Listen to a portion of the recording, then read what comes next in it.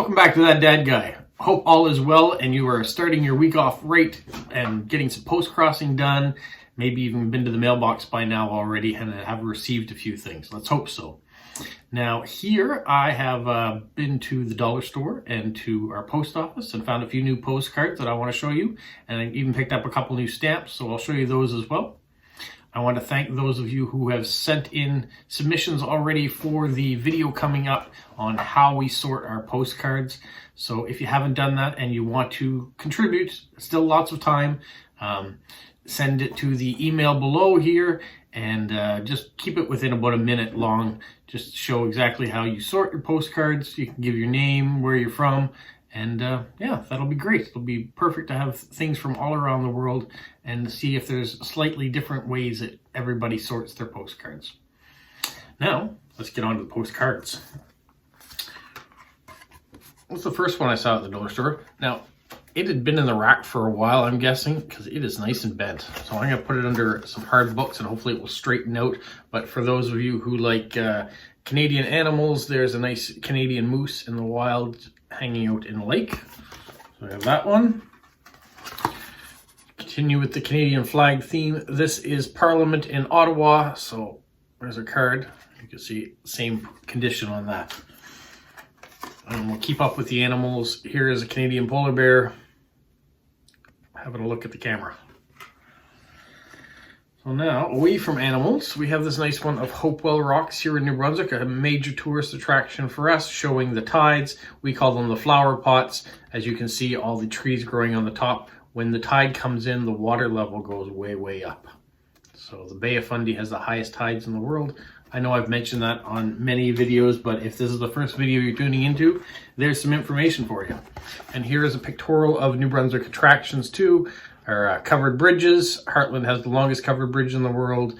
And then the dunes here in Bucktouche. And then lighthouses. There's the Confederation Bridge, which links New Brunswick and PEI together. And once again, the Hopewell Cape Rocks. And then a world map to show exactly where New Brunswick is in regards to Canada. There's Canada here. And the rest of the world. And then we zoom in map. And we've got this one here. So this shows New Brunswick and Prince Edward Island and Nova Scotia down here. And there's a whole bunch of tourist attractions that are kind of comedically or cartoonily drawn in. We've got some salmon fishing way up north here. There's the covered bridge in Heartland and so forth. Here's another one of the Hopewell Rocks. Just a different perspective. All the people walking on the sea floor while the tide is out. An animal view of New Brunswick showing a bunch of different animals that you might see if you come to visit, including bald eagles, foxes, deer, whales, lobster, of course, and puffins. Now, those are the ones I got at the dollar store. This is one that I picked up at the post office. It's a prepaid postage card, and just for people that love coastlines and lighthouses, this kind of ticked off a couple boxes of that. There's a Nova Scotia card. There's the stamp already on it, prepaid. And then this one, I had an inquiry from someone looking for a postcard with a Mountie on it. I didn't have any. A Mountie is a Royal Canadian Mounted Police, as the National Police Force. And anyone that sees these red uniforms might think of Canada, as they're an iconic police force, and that uniform is known everywhere, but that's just their dress uniform. But if you were to see a regular RCMP officer, as I have one as a neighbor, they don't wear those on a regular. They're just the dress uniforms. So that's it for cards. I got multiples of those. Let me show you the stamps that I got now. So this is the new one that just came out, Eleanor Collins.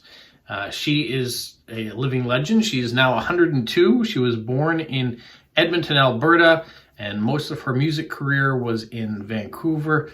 She is considered the first Canadian woman of jazz, and she even has the distinction of being the first Canadian woman and black artist in North America to host a national televised series called The Eleanor Show in 1955. So those are the stamps. A beautiful picture of her. And her with the microphone singing away. So those are the Eleanor Collins stamps that just came out. And then I found these ones. These are the crabapple stamps. So the blossoms. There's 4 of those. 10 in a booklet, but 4 different ones.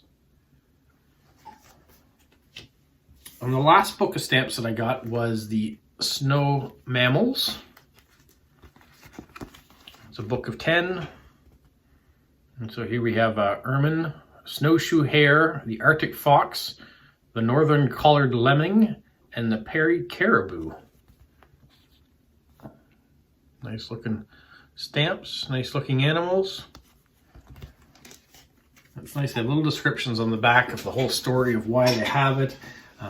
For example, these ones, all the animals have a white fur coat, but in the springtime they'll go to brown and gray. They only change to white in the wintertime to protect them from their predators. So that's kind of interesting. Hopefully you like those stamps. Hopefully you like the postcards. Just another quick video to say hi and keep you interested in postcrossing and stamps. So hopefully it's doing that. And thank you for subscribing, liking, and commenting. And if it's your first time visiting, thanks for finding me. All right, till next time, stay safe. What, Polo? You say like, subscribe, share, and tell all your friends? Who's a good boy? Who's a good boy?